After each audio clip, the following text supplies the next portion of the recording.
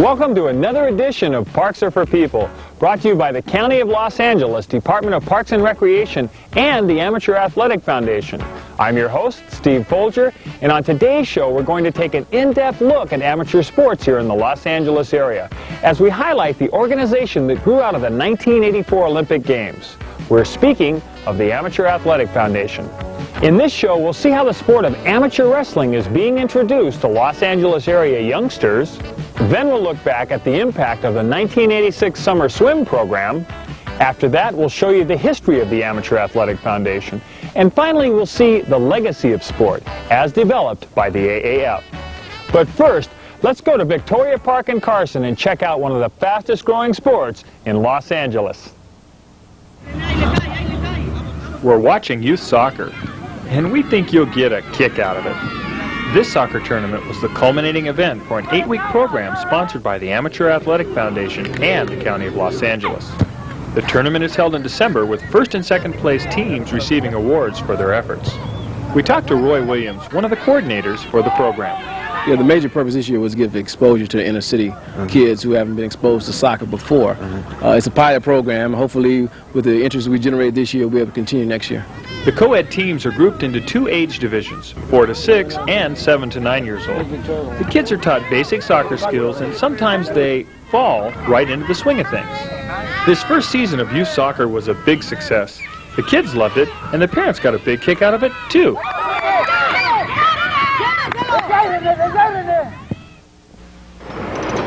After this joyride, I'm out of the crash dummy business for good. But Vince, it's a great job. Heck, they'd have to pry me away from it. Anybody home? Larry, they do pry you away from it. Oh, yeah. For years I've been eating steering wheels. For what? To prove how safety belts save lives. But thousands die every year in car accidents because they don't buckle up. Vince, we're dummies. We don't wear safety belts. Larry, you really know how to hurt a guy. Hit it! You could learn a lot from a dummy. Buckle your safety belt.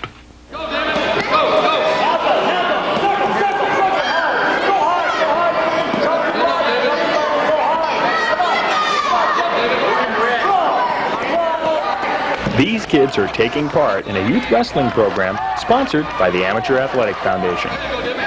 Designed to give youngsters an introduction to the sport of amateur wrestling, the emphasis is on competition, sportsmanship, but most of all, just having a good time. While most people think of wrestling as an unrefined sport, history teaches us something very different. Wrestling is acknowledged as the oldest competitive sport on record, with physical evidence that dates its beginnings to over 4,000 years ago. The ancient Egyptians were avid wrestlers, and much of their enthusiasm for the sport was accepted by the Greeks, who transformed it into a form of art. During the classic Greek period, wrestling and wrestlers were held in extremely high regard by aristocrats and noblemen. Plato was a well-known wrestling champion, and the sport was a major highlight of the ancient Greek Olympics. The ever-practical Romans used wrestling to teach their troops hand-to-hand combat as well as for sport. Great men wrestled in America as well. No less than 7 U.S. presidents were accomplished wrestlers. Most famous of these were Abraham Lincoln and George Washington. During his term, Teddy Roosevelt held weekly wrestling matches in the White House. Interest in amateur wrestling has sharply risen in the last 100 years. Much of this new popularity has been created by the modern Olympics. The 1984 Olympics brought amateur wrestling of the highest caliber to Los Angeles. The Olympics also created the Amateur Athletic Foundation. Dedicated to providing entry-level involvement to young people, the Amateur Athletic Foundation has been instrumental in creating the amateur wrestling program. The program is for youngsters between 8 and 18 years of age wanting to develop their skills in the art of wrestling. The wrestlers meet twice a week for 6 weeks. A $5 fee provides for protective headgear and personal instruction by experienced coaches. There are no teams. All wrestling is done on an individual basis. This helps the kids place the emphasis of the sport on having fun. The wrestlers use high school rules which are actually derived from the ancient Greek way of wrestling. The rules are complex, with points being awarded to the wrestlers for the difficulty of their maneuvers. Wrestling is a game of both athletic ability and intelligence. The more difficult the move, the more points are awarded. An escape is worth 1 point, but a reverse is worth 2. A pin is when a wrestler holds his opponent to the mat for a period of time. The number of points awarded for a pin depends on the way in which the move is done and for how long the move was held. Since the winner of the match is the person with the most points, a good wrestler must know how to use strategy against his opponent. But where does all this wrestling get a youngster? It gets them here. This is Canyon High School, site of the Amateur Athletic Foundation's Wrestling Championships. Divided into separate categories by weight, these competitors are here to put their wrestling talents to the ultimate test. Now these dedicated young athletes will find out if they have the speed and strength to be a winner in the sport of wrestling. The competition heats up for the would-be champions, and those who win their matches must go on and wrestle even tougher opponents. The matches become a struggle of endurance as the opponents try to outmaneuver each other.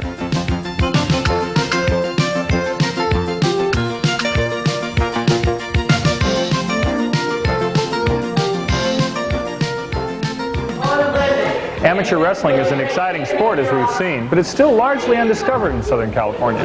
Coach Robert Land explains why. I would have to say that the primary reason being the geography and the nice climate in Southern California. Wrestling has not actually been too exposed to the area, but thanks to the Olympics a couple years back, it was a big success in Los Angeles. We had a lot of successful wrestlers, and the AAF saw that a lot of the kids were interested. So now, thanks to them, they're initiating the program around in various parts, and we're getting the chance to show the younger kids, give them an introduction to the sport, and perhaps if they're interested, they can go on to the collegiate level. The competition is over and the day draws to a close. But each participant, winner or loser, has taken part in an event which is almost as old as recorded history. Who knows? Someday we might see one of these young wrestlers again, practicing the sport of yesterday in the Olympics of tomorrow. Stay with us. Parks Are for People will be right back. Guess where Bill is? Blue chip Bill? Gotta be Wall Street. No, he joined the Peace Corps. I thought that went out with the 60s. Peace Corps. It's creating food systems in Africa, turning deserts back into forests, and fighting malaria in Asia. It's hands-on and hats off. It's making a friend. It's been tough, but for 25 years the Peace Corps has been making a difference in the world. Bill, I can't believe it. Peace Corps, the toughest job you'll ever love.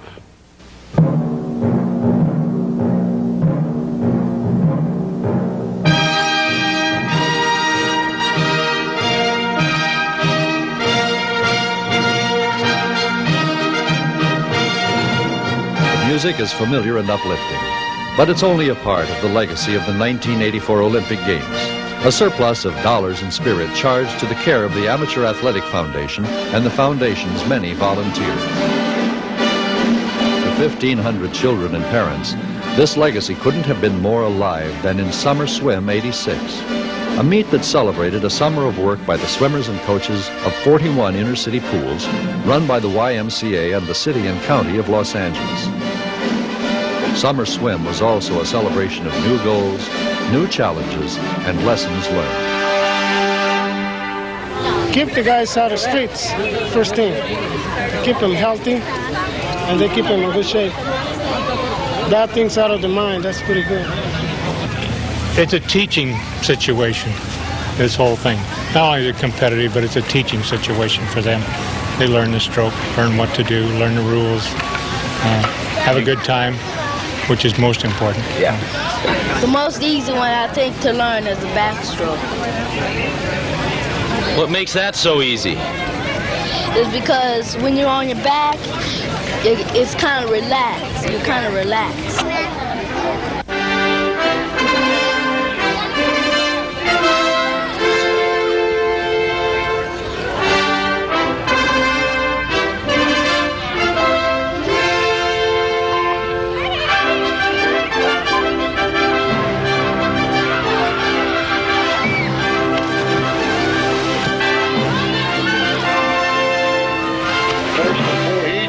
To see families together and to see a sponsorship, as many sponsors they had today, just to be behind the children, that's the number one thing.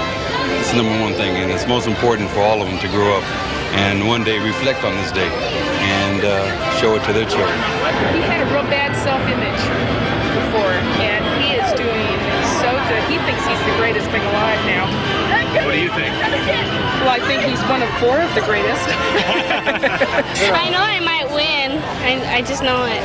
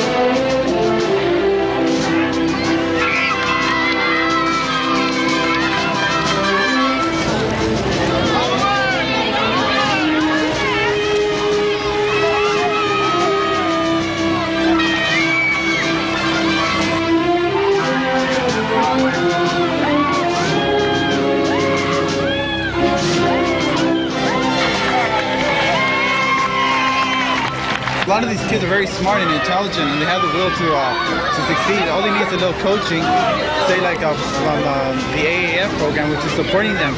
They help them, and the kids get a sense of somebody's backing them, and they could do better if they wanted to. We have a lot of great swimmers here, and I think they could probably do better if we just give them a little more push. And this program is giving them a big push right now. What have you learned? Not good sportsmanship. A lot of kids are not really ready for competition, but they get a chance to get up and swim anyway. I think that's just super.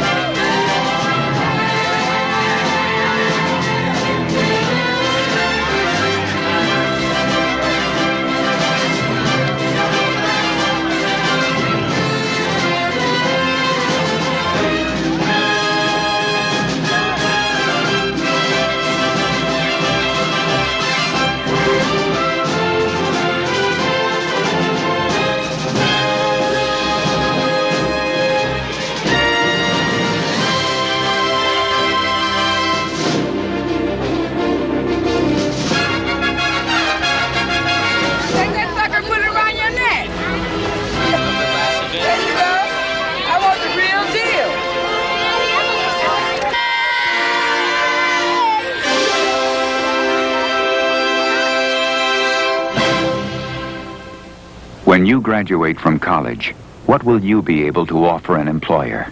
I like working with people. I really like working with people. I really like people. I'm a people person. I'm eager. I'm eager. Eager. I think I'm eager. And I was president of Offer an employer something meaningful, practical work experience. A nationwide college program called Co-op Education can give you that competitive edge. And I'd even relocate. Right, Co-op Education. It's the experience you need for the job you want.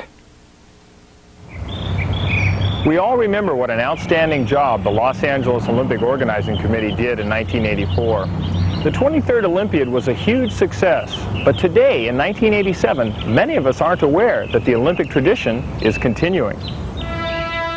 The Amateur Athletic Foundation of Los Angeles is the private, non-profit institution created by the LAOOC. Amateur Athletic The Foundation. AAF administers Southern California's share of income generated by the '84 Olympic Games. This is no small task. $230 million in surplus revenue was generated as a result of those games. And Southern California's cut? Roughly $93 million. I'm standing in front of one of LA's oldest historical monuments, which also happens to be the new home of AAF.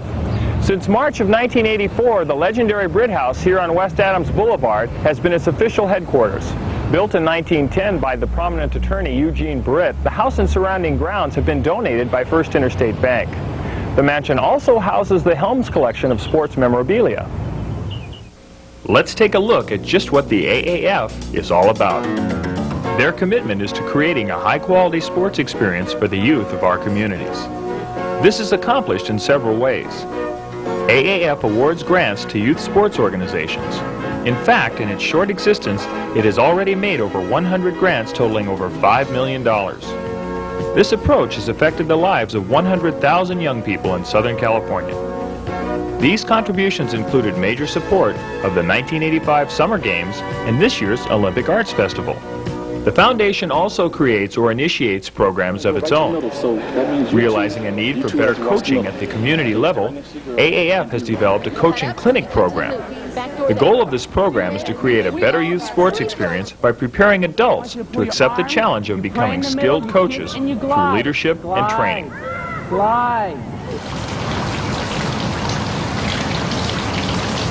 And last year, the AAF Board of Directors approved a plan calling for the development of a sports resource center, which is now under construction here at AAF headquarters.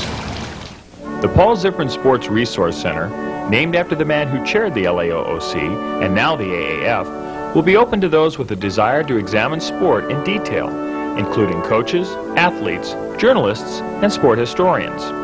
This sports resource library is the first of its kind in the country. Now let's find out what the future holds for AAF. With me is Anita DeFrance, Vice President of Programming. Anita, AAF has accomplished some amazing things in its short history. What do you see for it in the future? I believe our future is very bright.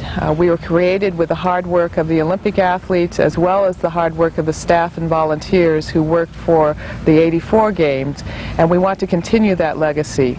We will be beginning construction very shortly of a sports resource center here at the foundation where people can come and share their information about sport and learn more. And we hope that the whole community will become involved with this. Likewise, we're conducting programs for children so that they have an opportunity to sample sports that they may not have otherwise. For example, at both the Encino Velodrome and the Dominguez Hills Velodrome, we'll be conducting programs so youngsters can get a feel for the Olympic sport of cycling. We'll be doing a number of other things as we look towards 1988 with the Winter Games in Calgary and the Summer Games in Seoul as we continue the legacy of sport. Anita, it's been a pleasure talking with you today. Thank you for being with us. The pleasure has been mine. Thank you. So far, we've taken a look at the history of the Amateur Athletic Foundation, and when Parks Are for People returns, we'll take an in-depth look at the youth sports programs it's helped to create. Stay with us. We'll be right back. A college man. I got me a college man. But Mom, we can't afford college. Nonsense. You worked hard to get accepted, so I'll get you on that bus somehow. The United Negro College Fund has helped thousands of students, but the fact is, the job's not done. There are thousands we can't reach, not without the funds. So support the United Negro College Fund.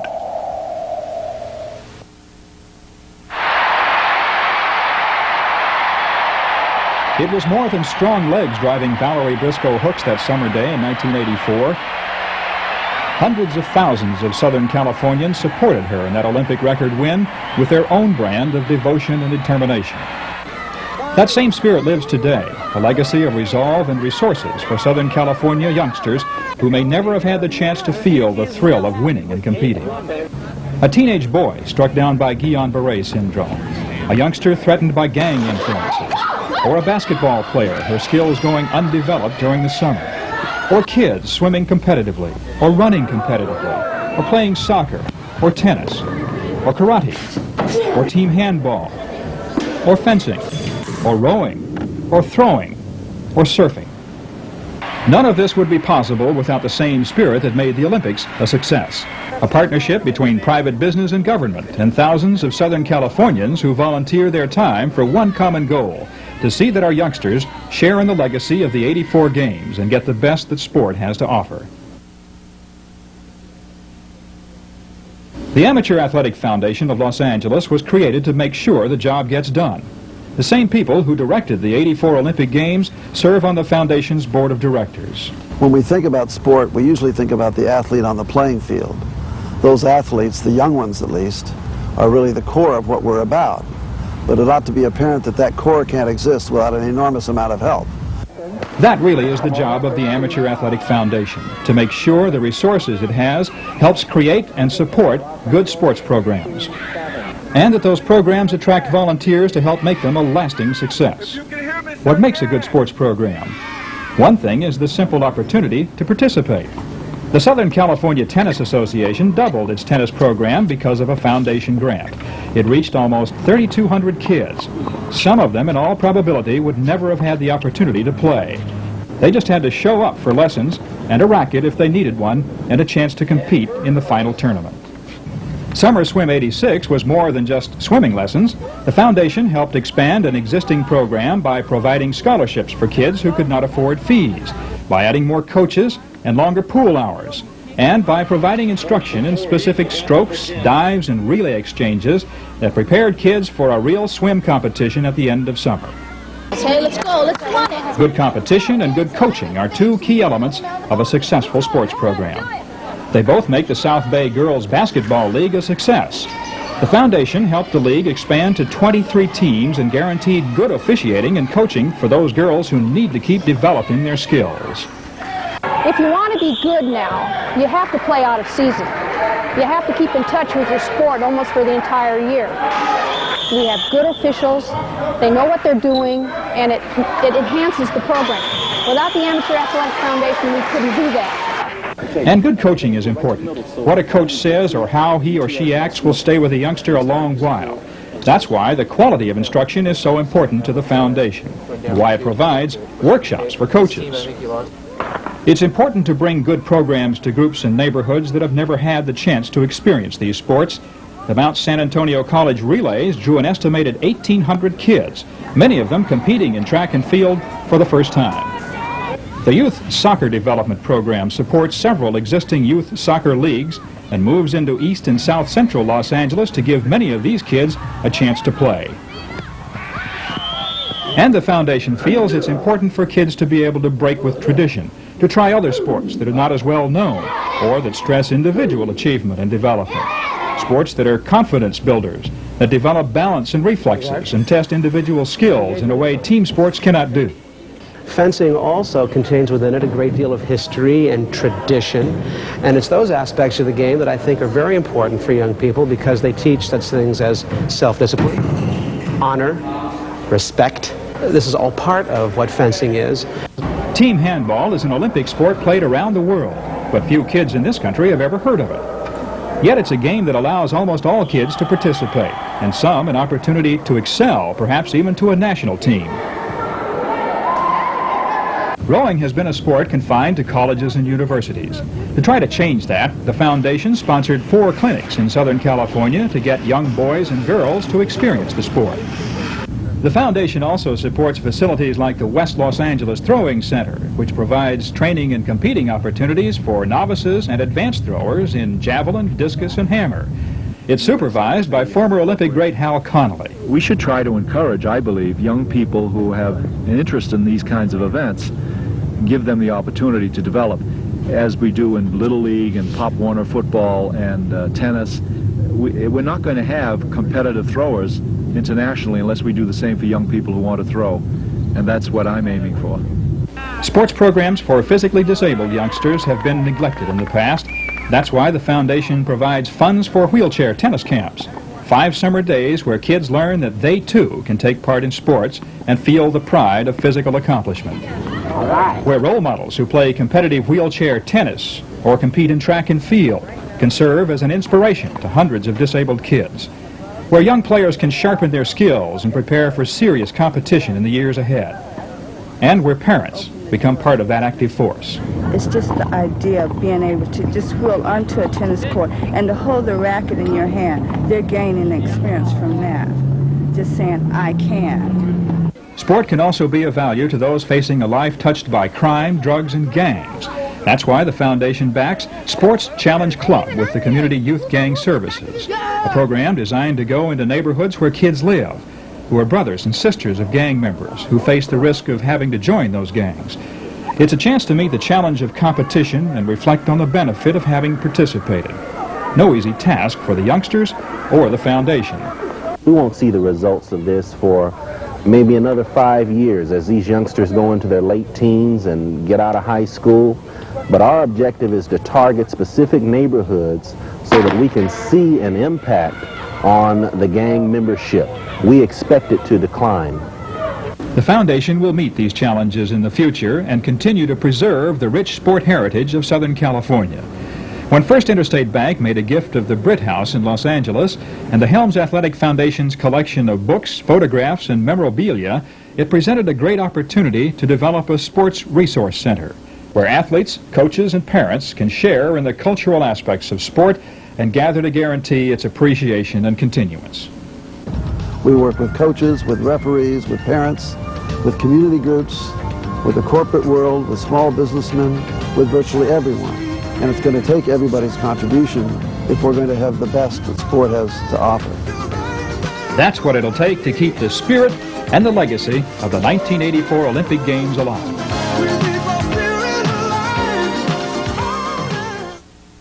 Hello, and welcome to our special guest, McGruff the Crime Dog. Thanks, Dick. Now, do I understand that Neighborhood Watch programs have reduced crime in some areas as much as 50%? That's right, but there's more to be done. Start a volunteer escort service for older folks. Aha, good news for the old folks at home, eh? What about the young folks? Start McGruff houses. Which are? Houses kids can duck into in case of trouble. For more information, write to this address and help